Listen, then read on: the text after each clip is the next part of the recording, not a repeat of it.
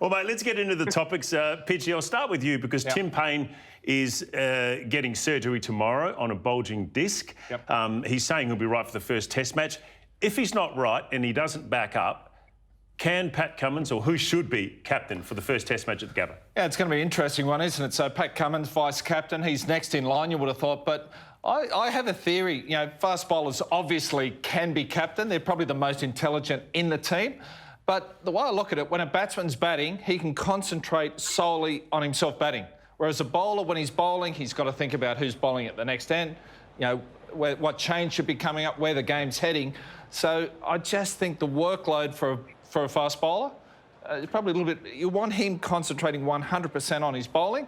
So that's why I think it should be a batsman, give them something to do while they're in the field anyway. But, you know, fast bowlers...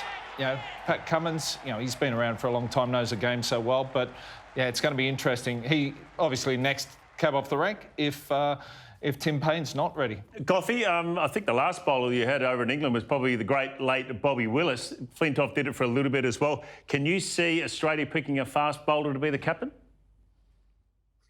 No, I just don't think it's the history of Australia to do that. I agree with Glenn. I think one of the things about fast bowlers... We get pigeonholed, actually, as but someone we just got to concentrate on the bowling. But I actually think they have got great cricket brains. They've got a lot to offer within a dressing room. They've got a lot to offer with on the field as well. But for some reason, batsmen seem to have this aura about them where, oh, yeah, they're really, really intelligent. They're private schoolboy. They've got to captain the side and they're going to lead from the front. But actually, I think they are more complicated than bowlers, and they really complicate things.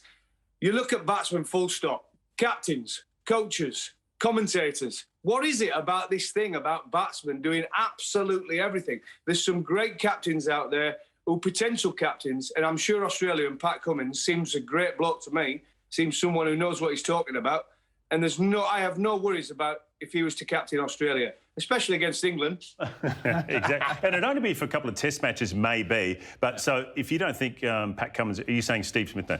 Well, that's the question, isn't it? You know, I think Steve Smith should be captain again. There's a few people that may disagree or agree with me, but to me, he's the obvious choice. If you take it for who should, on merit, who should be captain. So anyway, it's going to be interesting to see how Tim Payne pulls up and what they do. Yeah, they would have a backup plan. Goughy, just quickly over there in the UK, fifth Test match abandoned, cancelled against India at Old Trafford. Were you surprised by that? Did you see that coming? I didn't see it coming, no, not at all. I mean, I get the bubble life, I get mental health, and I get all that 100%. My wife actually works in that field, so I 100% get it. But after the Oval Test, they broke protocol, the bubble life went to the book launch, wherever it may be. They were that concerned about it, they all jumped on public transport on the train from London to Manchester. They got to Manchester, a few of them went out shopping before the Test match. What annoyed me about it is that to cancel a Test match when people had already got to Manchester to watch the game, I thought was out of order. We all know what it was about. The IPL is a great tournament, same as the other tournaments around the world, the PSL, the Big Bash. They're great. Listen, they're great tournaments. But they talk about bubble life and being stuck in one place at one time. They've gone over to... Dubai now. They're doing 7 days, 6 days out quarantine. Then they're in the bubble of the IPL for another 4 weeks. Then they've got the World Cup bubble.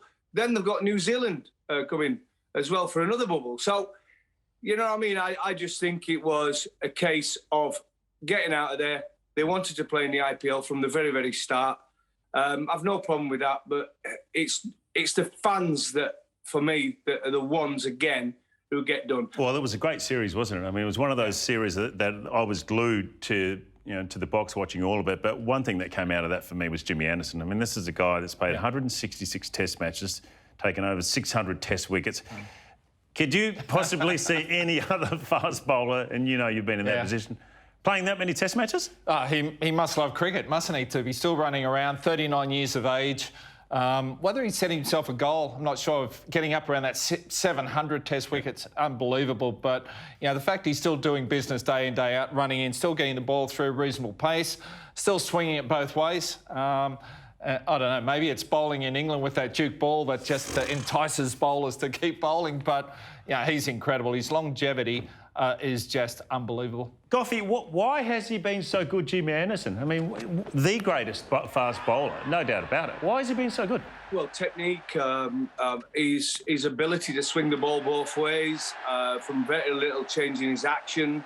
He has the wobble ball. He's added to his armoury over the years. My only concern about Jimmy, and it's a big concern, first innings, pitchers do a little bit in England especially. He's averaging in the last 12 months 19 in the first innings, guys, right?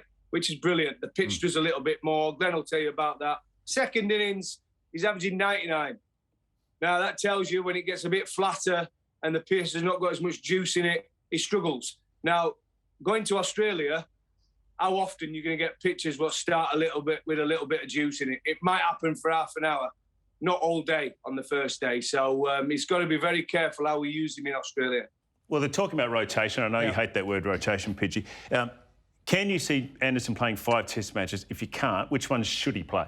Yeah, I think he probably won't. And the way they've sort of gone into this series with previous series where they've rotated him and Brody and the guys. So, yeah, you know, I think I'm not a big fan because I like to get up to a certain level and just be, you know, in form, you know, just in that zone, and you have a break and you're up and down and up and down. It's hard to really maintain form.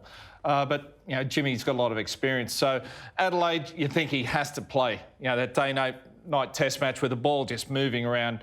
There's no one better at swinging the delivery than him. Yep. The Gabba first test is not a good ground for him. His stats are pretty ordinary there. So I'd be tempted probably just to rest him from there. Play Adelaide, off to the MCG where he's bowled quite well, so probably look to play him there.